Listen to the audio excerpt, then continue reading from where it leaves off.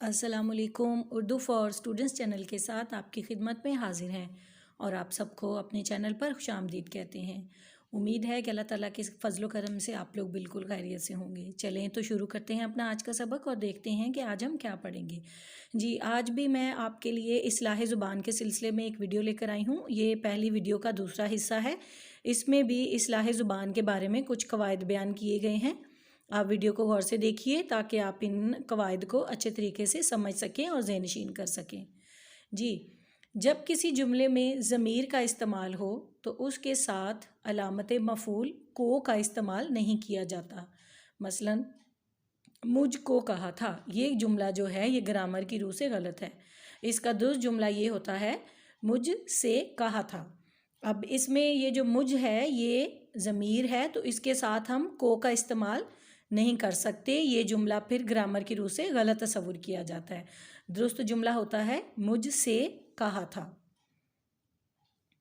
جی، اہل زبان کے روزمرہ اور محاورے کا خاص خیال رکھنا بہت ضروری ہے۔ مثلا اہل زبان کے نزدیک آئے دن لکھنا درست ہے جبکہ ہر دن لکھنا غلط ہے۔ اسی طرح دن بدن لکھنا بھی غلط سمجھا جاتا ہے جبکہ روز بروز درست ہے۔ جیسے ہم کہتے ہیں کہ مہنگائی روز بروز بڑھتی جا رہی ہے۔ اور اسی طرح ہم نے تمہارے کو بھیجا تھا، یہ گرامر کی روح سے غلط ہے، اور ہم نے تمہیں بھیجا تھا یہ گرامر کی روح سے درست تصور کیا جاتا ہے۔ اب یہ دیکھیے کہ یہ بالکل چھوٹے چھوٹے لفظ ہیں جو کہ ہم اکثر بولنے میں اور لکھنے میں غلط لکھتے ہیں، تو ان کو آپ درست طریقے سے لکھنا سیکھیے۔ جی، اگر ایک جملے میں دو ہم معنی الفاظ ہوں تو دو ہم معنی الفاظ کا لانا یا لکھنا غلط ہے۔ جیسے آج شب معراج کی رات ہے تو اس میں شب اور رات جو ہیں وہ ہم معنی ہیں، تو اس کا درست جملہ ہوگا آج شب معراج ہے۔ اسی طرح ماہ رمضان کا مہینہ آ گیا، یہ غلط ہے۔ ماہ رمضان آ گیا، یہ درست ہے۔ کوہ ہمالیہ پہاڑ بہت اونچا ہے، کوہ ہمالیہ بہت اونچا ہے۔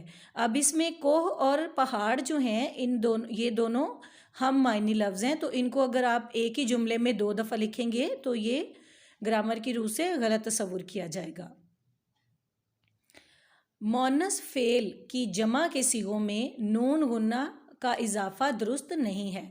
مثلا اگر آپ نے لکھتی ہیں لکھنا ہے تو یہ ایک مؤنث فعل ہے، لیکن اگر آپ اس کو لکھتی ہیں لکھیں گے نون غنہ کے ساتھ لکھیں گے تو وہ غلط مانا جائے گا۔ اور یہ جو غلطی ہے یہ تو بچے بہت زیادہ یہ غلطی کرتے ہیں، املا میں، پیراگراف میں، لکھنے میں وہ اکثر یہ غلطی کرتے ہیں کہ وہ مؤنث فعل کو نون غنہ کے ساتھ لکھ دیتے ہیں۔ تو آپ نے اس غلطی کی اصلاح کرنی ہے اور مؤنث فعل کو نون غنہ کے ساتھ نہیں لکھنا۔ جیسے پڑھتی ہیں کھاتی ہیں، یہ درست ہے، اور پڑھتی ہیں کھاتی ہیں یہ غلط ہے۔